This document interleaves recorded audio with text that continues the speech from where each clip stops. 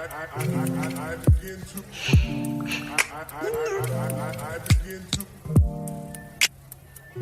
are listening to the Calm Down podcast, the podcast where candid, thought-provoking, and rare conversations happen while amplifying people's stories around the world. Here, we take it one day at a time and also rant on simple causes people don't observe or are just oblivious to. I am your host, Violaekene. I am an on-air personality, podcaster, YouTuber, and content creator.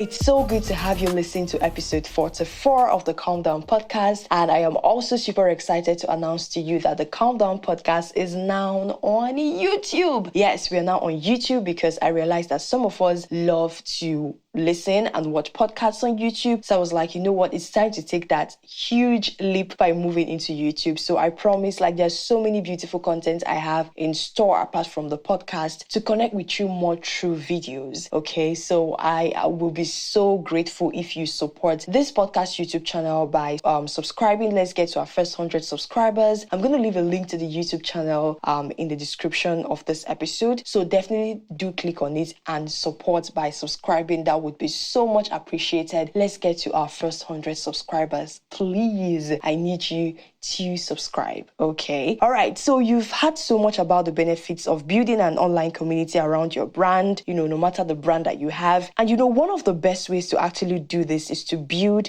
an email list. Right? So while doing this, you not only need an email marketing platform with a friendly, creative interface, but one that is reasonably priced, which is why I absolutely love Flowdesk. So with Flowdesk, you have unlimited subscribers just at one monthly price. So even if you have 30,000 subscribers, you don't need to pay more because you have such amount of subscribers. You get to pay the same price someone that has 50,000 subscribers also pays. Okay? So there is no cheating around here. You also have creative freedom with beautiful custom-made templates so you don't send boring emails to your subscribers. And you know what this translates to? This means that your open rates will be high because your emails are not the regular cliche emails that are so boring to read. But this time there are beautiful custom templates that you can manipulate, you can choose to customize to suit your brand needs. Okay, so these were the benefits that I actually saw with Flowdesk, and I decided to port from MailChimp to Flowdesk. You definitely need to give this a try, okay, and see for yourself. I'll leave a link in the description of this episode you can sign up with. You get 1 month free trial, and after the trial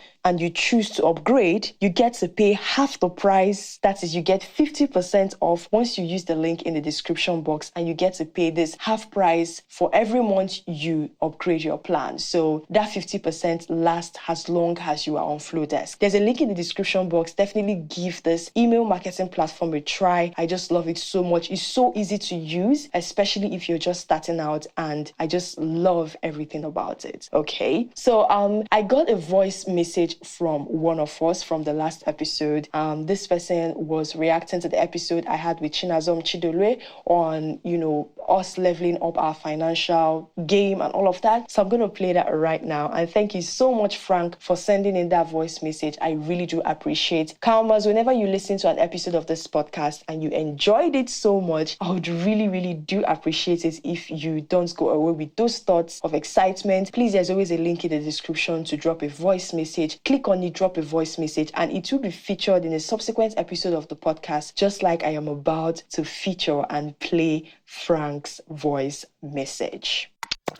Okay, hi Viola. I really enjoyed your last episode on the podcast talking about finances. It was really good. I believe your guest was practical, especially when you came down to the basic salary wage of a young Nigerian, especially for somebody who is going through NYSC. I really liked that scenario, and I like the fact that she was honest and straightforward and did not try to still say, hey, it doesn't matter even if it's 5 naira. You can break that 5 naira down into take out 5 kobo here. You can now put in 10 kobo for that, then take out another 50 kobo here. She was really practical, and I really like that. And as far as investments, I haven't really looked into stocks, but I probably would, look into it. I'm more into crypto for now. Thank you so much, Frank, for making our time to drop that voice message. It really means so much to me, y'all. Like, whenever you listen to an episode of this podcast and you make our time to drop a voice message, it's like, you dropping a comment on a post you see on social media you like, or you dropping a comment on a post on YouTube. That's what it just literally translates to when you drop a voice message. So thank you so much. I really do appreciate that. So over to the story on this podcast. This story you're about to listen now is one laced with so much strength. Like, the first time this story was sent to me and I listened, I shed a tear or two, and I was so in awe of how much strength and how much she had to go through, right? So the person sharing her story in this episode is Deanna Carpenter. She's aged 51, and of course she's going to do all the introduction herself as she starts her story. So please, I need you to listen to the end. This story is a must listen for everybody. I'll be right back after Deanna finishes her story to share my thoughts and chat a little bit more with you. Hi, my name's Deanna Carpenter. I am 51 years old. I live in St. Louis, Missouri. I am Caucasian. I grew up in about the middle of Missouri, but it was far enough south that I really didn't have a diverse group of people that I grew up with. In fact, I think my school was 99% white the entire time I was in school there. I am currently employed as an executive assistant at a financial strategic tax and cost savings type of business. And then I am also an author, a public speaker, and do marketing and public relations on the side. My abuse story begins when I was roughly 3 years old. My very first memory is of being sexually abused by my brother. He was 5 years older than me, so if I was 3, he was 8. We lived in, I guess it would be a middle class neighborhood. My mom and my dad were married, but my mom had had my brother when she was a teenager, and my dad was not Danny's dad, but I didn't know that when I was growing up. Not that it was a big family secret or anything. I never realized it growing up. Anyway, my brother sexually molested me from the age of about 3 until he moved down to my mother's house at the age of 15. So I was between the ages of 3 and 9 and 10, I would say. I was sexually abused by my brother. He, to begin with, couldn't do it every day because my mom and dad were still married, so my mom or my dad were usually home. When I was about 7, my mom left us with my dad. And she went on the road with a truck driver who would ultimately become my stepfather. So my mom and dad got divorced. My mom moved to Arkansas, which was about 500 miles away from where I live, and moved down there with him and left us with dad. She would pick us up in the summertime, and we would spend summers and some of our other school vacations, with my mom down in Arkansas. When my mom left my dad is when things for me got really bad, because my brother, instead of only being able to sexually abuse me every once in a while, it was more of a everyday after school abuse now. He would either be in the bedroom or in the bathroom waiting for me to come home from school, and it was usually oral sex, or he would have me watch him masturbate. There was never any penetration. He tried that once, and it didn't work. So he never tried again. So it remained that's not right, because it was more than a just. It was sexual molestation, touching, it was masturbation, forcing me to watch him, oral sex, things like that. So it was everything other than penetration. Like I said, it continued until he moved down with my mom. When he turned to 15. He lived with my mom for 6 months and actually wound up dying on my birthday that same year. He went to sleep one night and didn't wake up. The coroner never found any reason for him to be dead. There were no drugs in his system, no alcohol, no underlying medical condition that had never been diagnosed. But now looking back, because this was in 1980 when he passed away, looking back, I believe he had sleep apnea, because I do remember a few times of him waking up funny, like joking type of thing. So looking back now, I think that he had sleep apnea, and that's what happened. I don't have any evidence. That's just what I think. I had about a 6-month, maybe a year reprieve from any abuse. And then my dad started sexually molesting me. My dad, again, it was everything but penetration. So that lasted from about the age of 11 to the age of 15. My dad was a Sunday school teacher in the Catholic Church and a judge in our little town that we lived in. My brother was the apple of everyone's eye. He was the good-looking one. He was the popular one, the smart one, the talented one.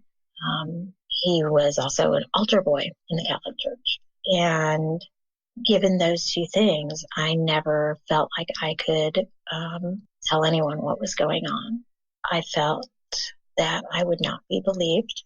With my brother, it was more of I'm scared to say anything because no one will believe me, and then he will hurt me. And by the time my dad started abusing me, I had learned already that I was not worth anything to anyone other than those things that they wanted to do to me. And that caused a lot of problems for me in school, in life. I never felt that I was a part of any group. I never felt like I belonged anywhere. I was too sexualized to be on the same level as my peers. So by 4th grade, I was being bullied a lot. When my brother died in 5th grade, a lot of people backed off for a while, and not that I felt like I had any great friends and that I belonged again, or people were accepting of me or anything like that. I just wasn't receiving the amount of abuse that I was before. When my dad started molesting me in junior high, there was a major change in my personality. I went from being a really good student, teacher's pet, to not doing any homework, and not that I didn't like my teachers and that my teachers didn't like me, but I didn't have that same academic feeling that I had in elementary school. And I'm not sure why, because I was being bullied even in elementary school. I mean, I didn't know life without bullying for a very long time.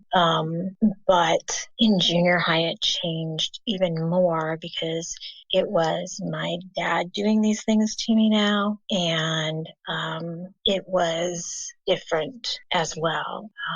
It affected me differently. I started hating taking a shower. I wouldn't do any kind of personal hygiene for weeks at a time. I withdrew from even the small social life that I had before. My handwriting changed, my grades changed, my attitude changed, and no one questioned these changes. No one cared to investigate why I had this sudden change. Why was I coming to school with knots the size of a rat's nest in my hair?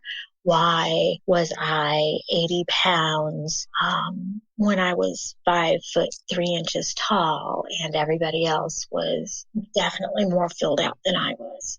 Why did I not participate in classes? And things like that. Like, why didn't I do these things? And it amazes me. It amazes me that no one, not one person in my life questioned anything that was going on. Not any question, anything. And so that's pretty hard to deal with even today. And I think even more so today. Because I have kids of my own, and I've worked in schools, and I've been that person to pick up the phone and call and say something isn't right. And I can't understand why not one person in my life back then didn't do the same for me.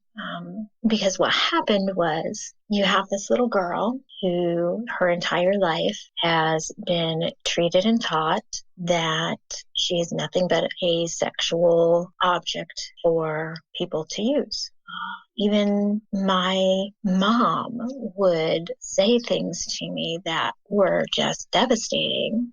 She told me I was ugly, that I would never be as pretty as my cousin.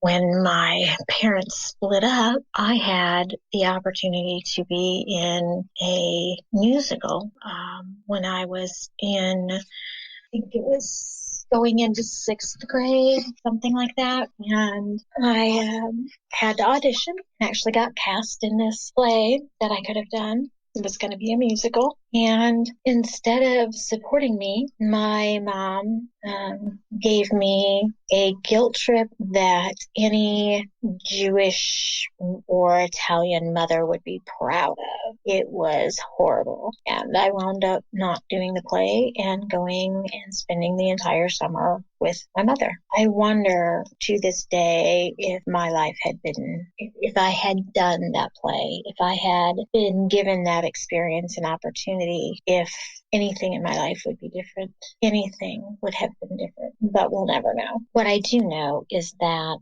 being sexualized and abused at such a young age, and for the amount of years that I was, set me up for predators to just feast off.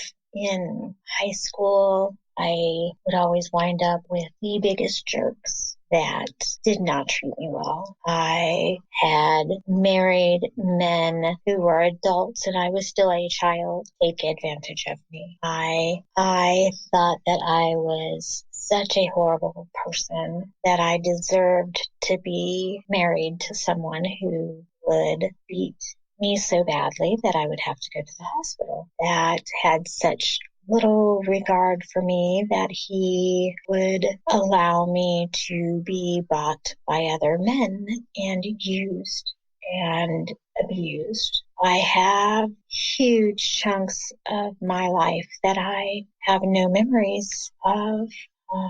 Time is different for me. I figure out the timing of things by what my abuse was when a certain event happened. So, for instance, when Reagan was shot, it's like, oh, when did that, how old was I when that happened? Oh yeah, I was being abused by my dad. So this is when it happened. But at the same time, I have just chunks of my memory, of my life, of things and they aren't always like bad things.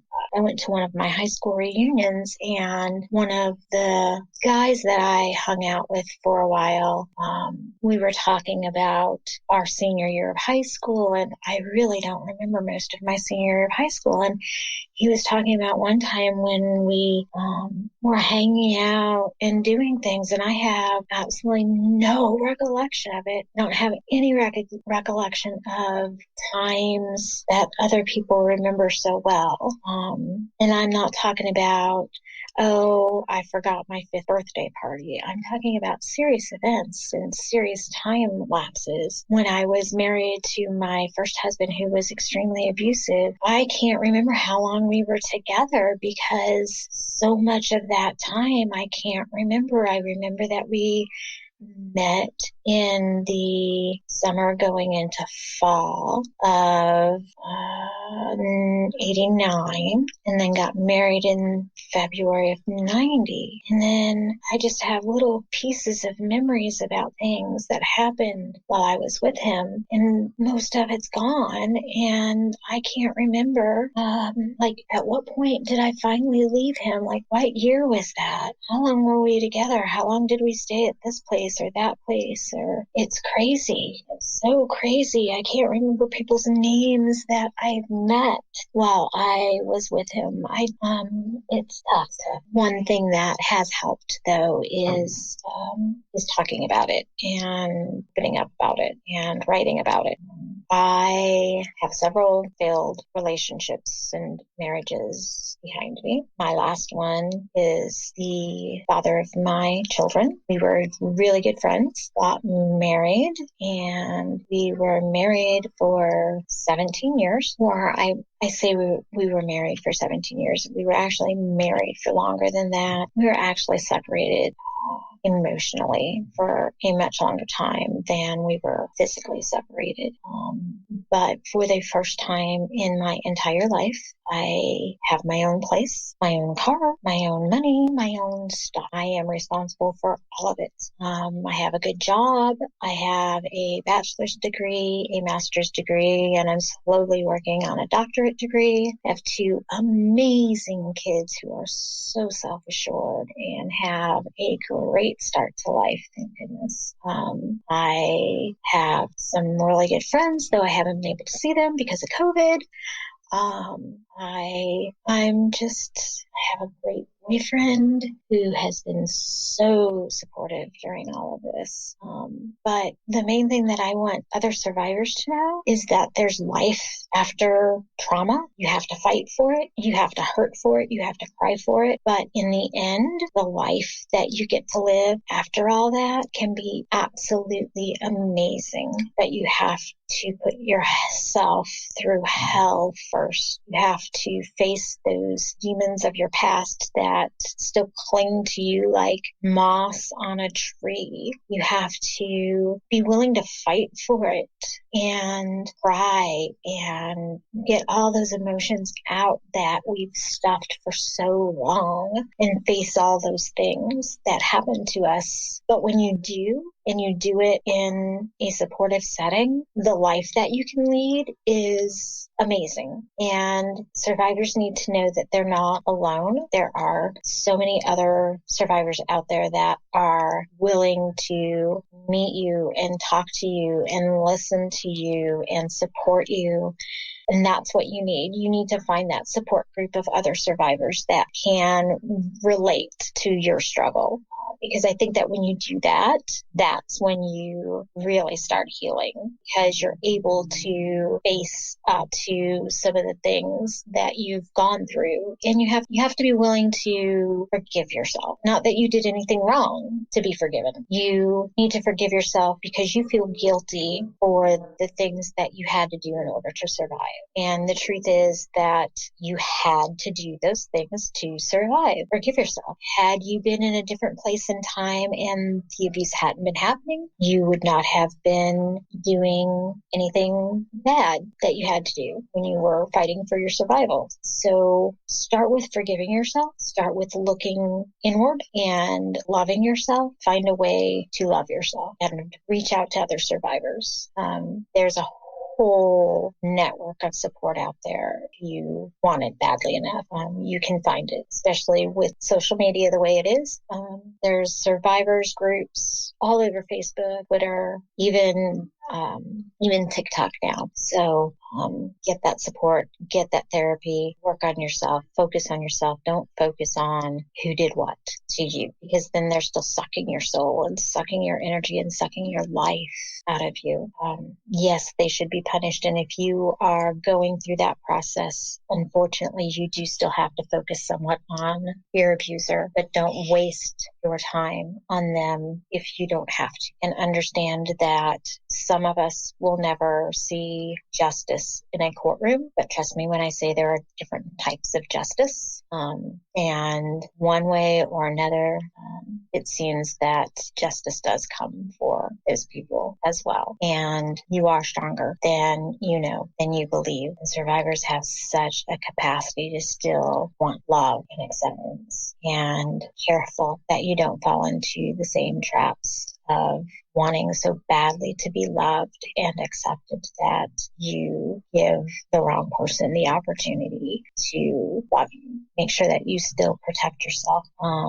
And again, the best support that you can find is other survivors. If you Google the survivor memoirs or look for the Facebook page or Twitter page and Instagram, it's a great group of men and women who are the most supportive people I've ever met. And I've actually never met them except for Zoom because, COVID. So there's also a huge group on Twitter that are phenomenal. You just need to search for them. If you do a search for, CSA for childhood sexual abuse, you'll find them. Domestic abuse and domestic violence, if you search those, you'll find them. But they're out there and they can help and they can support you. But it all starts with you. It's not going to be easy and you need the support. But you also need to go through the pain of purging all of that guilt and fear and anger and hatred and self-hatred and self-loathing and blaming yourself. You need to be able to get rid of all of that, because once you do, I'm not saying it magically goes away and that everything is kittens and rainbows, but I will say that once you are able to say and believe that it wasn't your fault and you believe in yourself and you love yourself and that you are deserving of love and a good life and happiness, then you know that you've healed. And honestly, that's the best revenge that you can have toward your abuser is truly, truly, truly living a happy and good life and believing in yourself and thriving despite their trying to break you.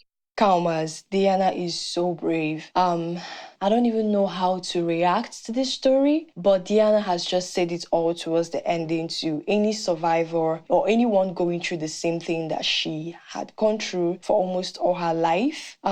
Thank you so much, Deanna. I really appreciate your courage to come forward and share your story. I know that the person listening to this right now has been inspired in so many ways. Thank you so much, guys. If you want to connect with Deanna, which I highly recommend that you do, you can find Deanna on Instagram at Emerging From The Dark, on Twitter at Emerge From Dark, Facebook at Emerging From The Dark, and TikTok at Emerge From Dark. I'm going to link all her socials in the description so that you can definitely go and give her a follow and connect with her. And also, she talked about a memoir where she also shared her story. Guys, you can pre-order the Survivor Memoirs book. Her story and that of other survivors are in that book. I'm going to leave a link to the website in the description. The website is www.thesurvivormemoirs.org. I'm going to also leave the link in the description so that you can check it out and pre-order. Thank you so much, Deanna, for sharing your story. It's so inspiring. It's all shades of beautiful, really. And if you have anything that you'd love to say, what are your thoughts, Calmas? What do you have to say about this episode? I just really want to hear your thoughts, honestly, because this story is so deep and it's so inspiring. So if you want to drop a voice message, please, there's a link in the description to drop a voice message. It will be featured in the next episode of this podcast, okay? And I really also wanted to let you know that you're just amazing and you're doing absolutely well, honestly. So before we go, I also quickly wanted to plug you into something. I get a lot of questions from people, and maybe you've always been wondering how it's done, on how I am able to create audiograms, like snippets of episodes of this podcast that I post on the podcast social media handles, with the little little wave thing moving up and down on it. So the platform that I use is called Wave, okay? WAVVE. So with Wave, one thing I like about Wave is that you'll be able to make audiograms easily, and it's so much better than Headliner for me. Honestly, when I started my podcast, I tried Headliner. I found it a little bit complicated. That was why I ported to Wave immediately. And with Wave, it makes it so easy to make custom audiograms for your podcast. So I first designed my templates on Canva,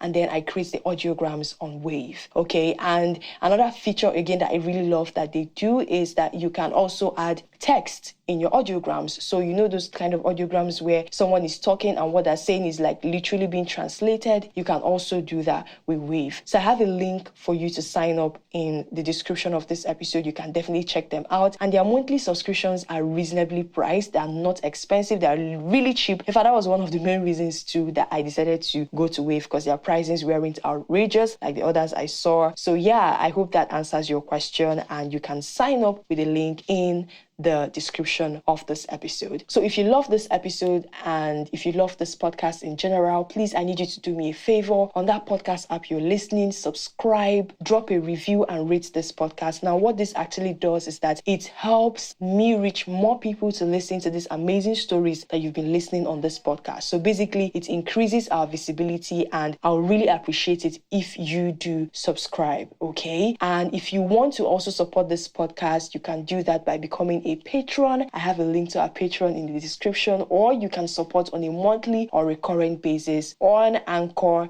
or Shukran. So with your support, this podcast, we can of course elevate. We can get new microphones, get a new studio setup, because I'm looking at getting to a point where we can be able to afford you maybe like a studio, and then we have walking guests coming to share their stories, because almost all of them are recorded virtually. So yeah, your support means a lot, and it will of course be appreciated. And do not forget to follow us on social media. I'm going to have the links again in the description of this episode. So like I said earlier, if you love this episode, please share it. Of course, if you don't share, I'm not judging, but why wouldn't you share it? Okay, I just judged, but just share this episode with your friends. And of course, be sure to be back here next week, Wednesday, for episode 45, featuring another amazing story laced with so much strength, beauty, and tenacity. I'm going to see you in episode 45, and I want you to know that no matter what you're going through right now, you can definitely rise above it all. And Deanna just, is a perfect example of that, and will forever be an inspiration to me. Thank you so much for listening to this point,